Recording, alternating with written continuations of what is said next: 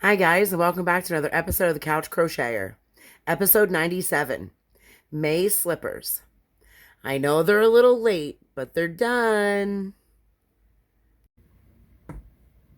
Hi guys, and welcome back to another episode of the Couch Crocheter. I finished up the slippers for May. I know I am a little bit behind, but boy was it quite a long month for me. As you know, in the beginning of the month, I finished a sweater, then I went to festival, and then my wrist was out of commission, and then I got a little bit of crocheting done, but not a lot, like little crochet. I mean, like I started something. Then I went to the beach and I did turtles and Pokemon, and I finished a scarf, which I still left at the house, so I will try to remember to bring that next time to show you. I gave you the details of the last video of it, but I just forgot to bring it up. I started 2 other things, and one of them I finished, the other one I'm almost done, and then tonight I finished my slippers. It is, what time, like 3 in the morning? Oh, 2:30 in the morning. I'm done my Wawa coffee, so I don't know how much steam I'm going to have left. But I just wanted to go over the details with you and share my pick for the slippers for May. Let me start from the beginning. At the beginning of the year, I made myself a challenge, because this is the only one really that I'm following through with so far, because it's been quite a year. Is the slippers, 1 pair of slippers each month that I pick a new pattern for.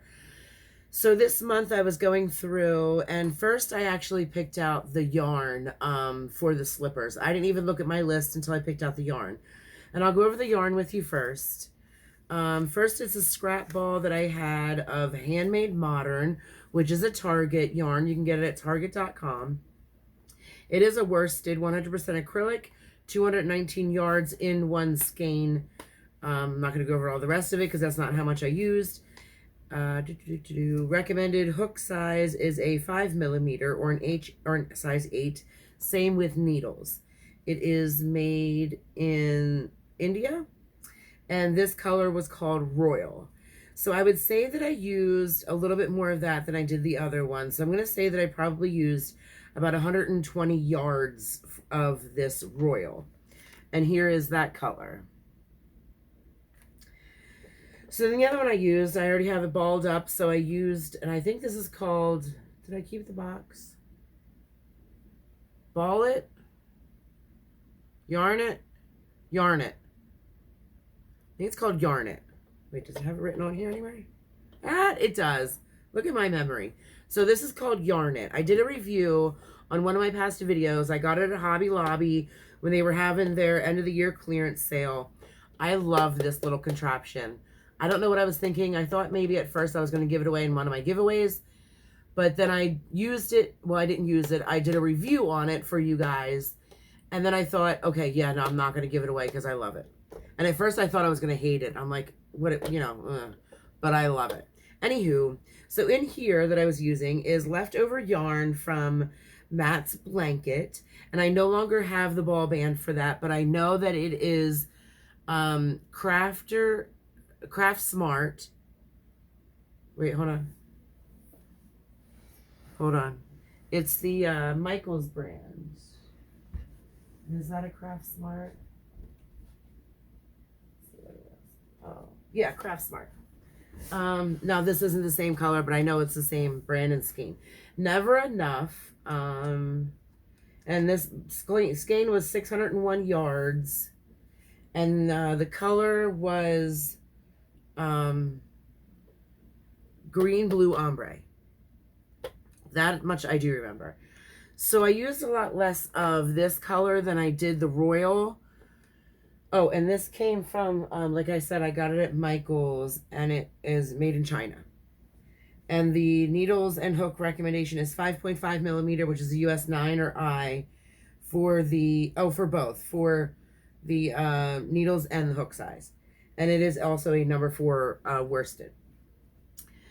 So I'm going to guess that I used probably about 100 yards of this one. Actually, it's got to be less because I made this whole, maybe 75 yards of the variegated. So altogether, I'm going to say these slippers approximately took 200 yards. And again, guys, this is a complete guesstimation. I don't have a scale to weigh it to, you know, figure out the calculations of yada, yada, yada, and hooty hoo and hody ho.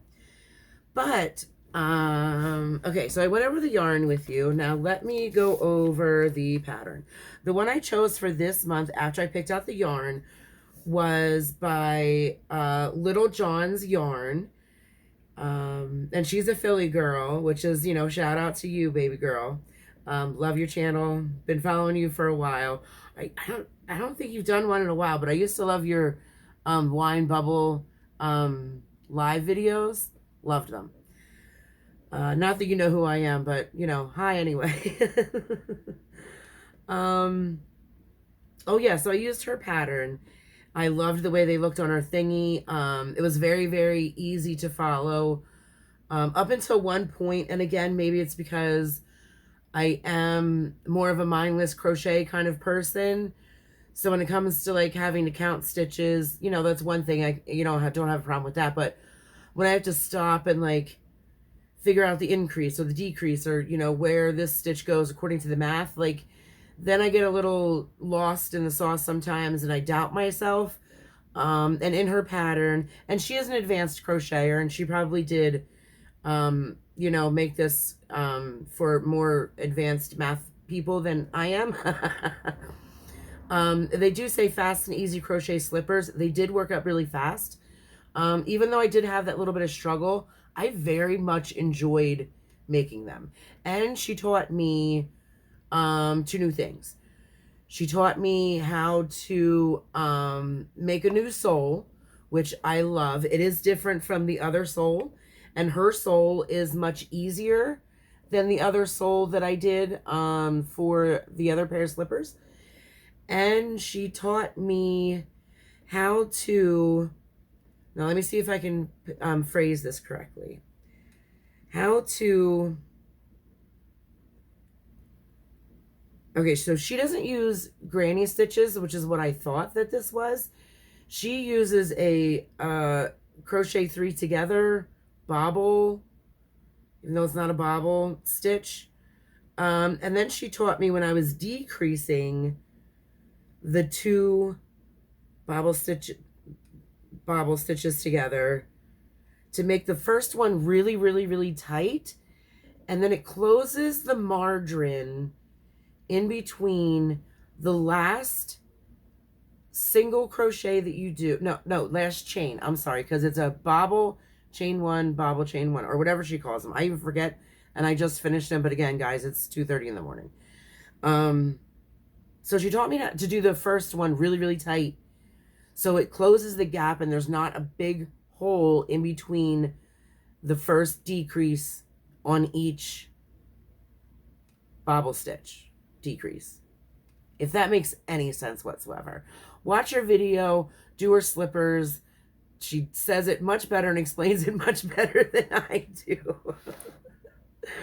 I love how they turned out. Love, love, love how they turned out. Now, I know that I am a bit of a loosey-goosey, you know, crocheter. So I did go for the medium. And I forget the sizing. Let me see if I can show it real quick here somewhere. I think she says it out loud. You'll see it in the video though. So I did go for the medium, which I think is actually a size 6 to 7 that it fits. I tried it on my foot, and my Croc size is a 10. My sneaker size is a 9 or a 9.5. It's big on me. So I definitely am a loosey-goosey crocheter, and I probably should have gone for the small size. Therefore, it would have probably made a medium instead of going for a medium and it made a large. You know, my mistake. And I don't ever gauge, and I should. And I feel like even if I do gauge, I'm not going to adjust it because it's just the way I crochet. Now, one thing that I did not know, and again, this is no pun to Little John's Yarn whatsoever. I loved them. They turned out awesome. And I'll show you after, you know, I give my review and everything. The hook size that she recommended was a 4mm or a G hook. Now, this is the first time that I've used something so small. And I do believe, and I'm hoping not, but it already kind of feels like it. I think it has already irritated my wrist again. You know, I guess I'm kind of learning my boundaries. I've always gravitated to, you know, nothing less than an I usually. And if it is aramagurumi, I usually just do an H. I've never went down to, you know, a G. And I've certainly never used, you know, anything before that. And I'm not sure that I will ever go below an H on some projects sporadically. I'm going to stick to my I's, J's, K's, I think from now on. I'm finding that these ones are way too small, and anything above a size, a thicker 6, when I have to go into like L, M, and N, wow, L, N, and M, it bothers my wrist. And I don't like that period of it blowing up and having for it to wait for it to go down, and then the stress ball recovery. I don't like it. I just don't think that it's worth it. And again, this is nothing to do with the wonderful pattern and design and the look of what Little John's Yarn did for these slippers. It's me. It's this ding dang wrist. But here I will finally insert the thing you guys have been tuning in for, which is a picture of them on the couch. I took a couple pictures, just a couple angles. I think the colors that I chose were awesome. I think by going with the multicolor of both of the yarns. Oh, I just found a loop that I didn't cut. Ha ha ha. I'll have to get that later because I don't think I have scissors over here. They're over there. Oh, what was I saying? Oh, I love the colors that I chose. I love that I chose both of the colors in the pom-pom. Now, I do have a pom-pom maker that I took to the shore with me because I had planned on making these down there, and it just didn't work out. And I was going to also do a review on that pom-pom maker. So the pom-pom maker, other yarn, and the scarf is still sitting in a Target bag in my shouse, and I keep forgetting to bring it. So I just hand did the pom-pom, tied it around 3 times, like through my fingers, then tied in a really quick knot, and then, you know, cut it to you know, be even. I have not had any success with pom-poms in the past. This one seems pretty tight. It's not coming out. I'm sure it will eventually because I stink at pom-poms. But I'm not going to put these ones up for sale.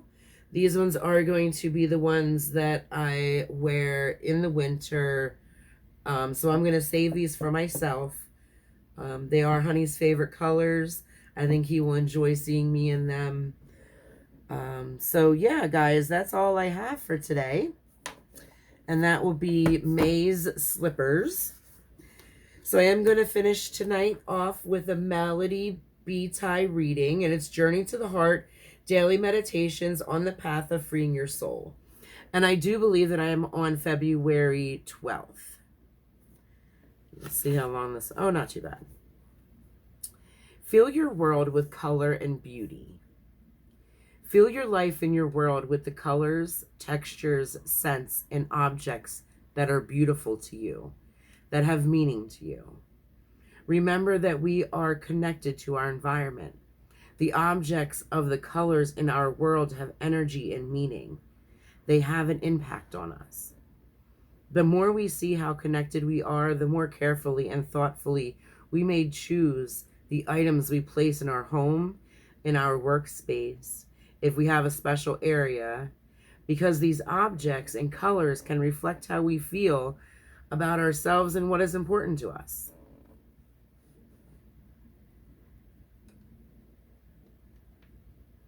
Hello, beautiful objects of color and beauty. I appreciate you. Objects have energy. They have energy already in them when we obtain them. And they have the energy and meaning we attribute to them.